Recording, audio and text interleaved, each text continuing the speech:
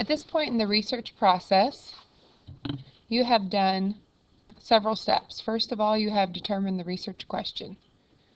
You have found credible sources of information. You have a working thesis. You have a works cited. You have a rough outline with topics. You have sources and you have read them using selective highlighting so that you know only the most important bits of information in each source, and you have made note cards from those sources. The note cards have the topic or where the information will go in the paper in the upper left-hand corner of the note card, and the in-text citation in the upper right-hand corner. Once again, you know the in-text citation by knowing the first word of the citation entry on the works cited. On each note card, you have one fact per card. Fact is the same as a summary or a paraphrase. So just to be clear, you have not plagiarized the note cards, obviously.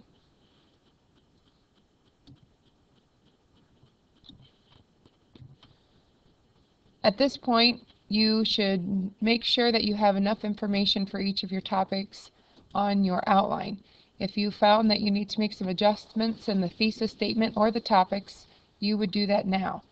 You would also then find additional research or delete one of the entries on the works cited if you decide not to use one of your original sources of information. Now you're ready to do step 9. Write a detailed outline using your note cards. Use appropriate outline format. At this point, you should see if you have any holes in your argument. You will very likely need to go back and do additional research. When this happens, go back and redo your works cited and make more note cards. After each fact on the outline, put a parentheses and the in-text citation. So let's do an example. Let's pretend that this is your outline. Obviously, you have a thesis, I don't know what it is, and some main points. Everybody has Roman numeral 2 definitions, A, definition of the First Amendment, and B, definition of Facebook. So we will use these as examples since everybody has that. Now let's pretend you have a note card that looks like this.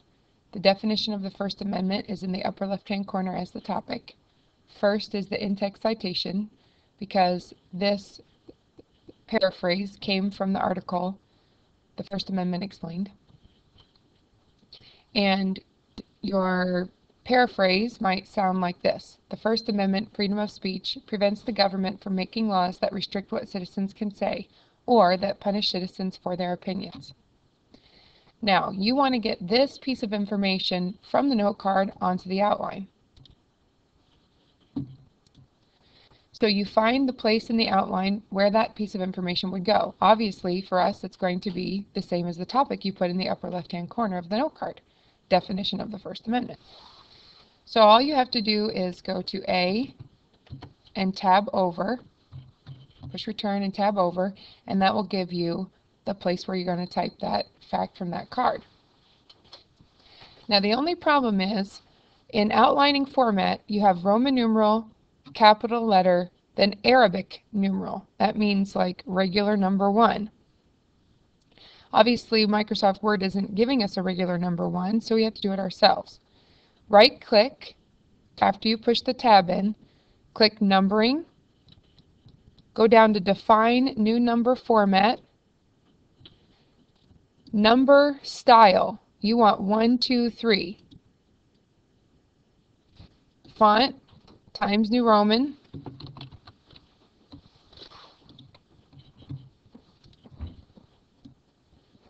So now you select the font, Times New Roman, 12 point, and you click OK.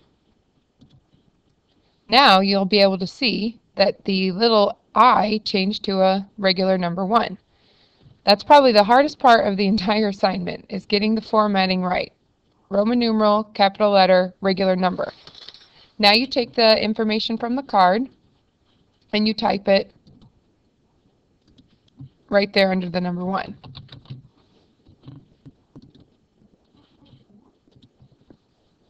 The First Amendment freedom of speech, remember First Amendment is capitalized,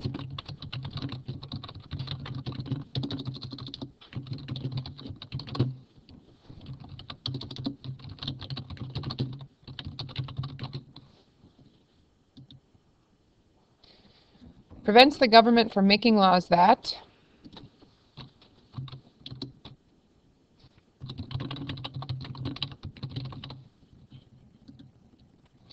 restrict what citizens can say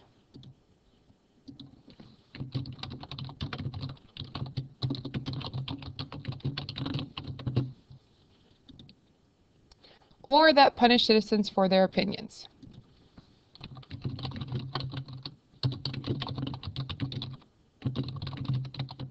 Now, here comes the second part of the assignment.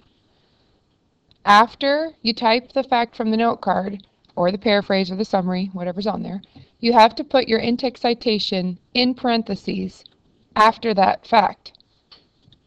So here is my information, parentheses, in-text citation, end parentheses, period.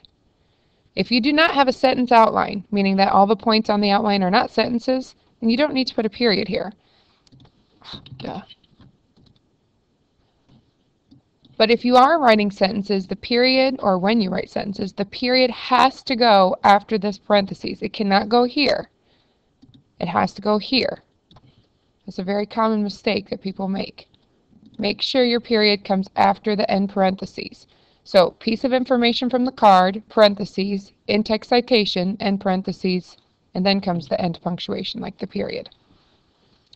The other thing that you need to know is that if you have a 1 under the A, you have to have a 2. Okay? If you have an A, you have to have a B. If you have a 1, you have to have a 2. So, for your definition of the First Amendment, you should probably have 2 or 3 cards. 1 on the freedom of speech, 1 on the freedom of the press, and 1 on the right to petition the government, if you chose to do the right to petition the government. So, you would just type then those cards right there. If you have any topics or piles of cards that only have 1 card, you need to make more cards for that, because you can't have a 1 without a 2. Okay? Now, going down here to definition of Facebook, I'm going to push enter and tab over. Now, you don't have any cards for this. You're making this up out of your own brain. Okay? You just make up the definition of Facebook, because it's common knowledge.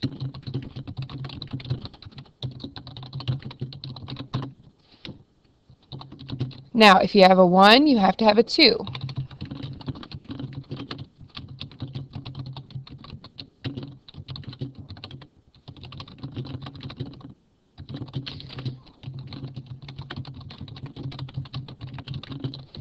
Okay, this is just a simple little definition. Facebook is a social networking site. It allows users to create profiles and web pages where they can post pictures, comments, and videos. Okay, whatever. If you have a 1, you have to have a 2. No in-text citation here, because you're not getting this from another source. You're getting it from common knowledge in your own brain. Okay, for the 3 opposition A and B, you can leave that until later. Don't really worry about that. If you have cards that would fit under that, great. Just type them out right there. But if you don't worry about it right now. Okay, you should have plenty of cards under My Viewpoint A, B, and C. So once again, you would type out your cards in the order you want them under your reasons or your topics, A, B, or C. Then you type them out. Okay, if you have any questions, come and see me.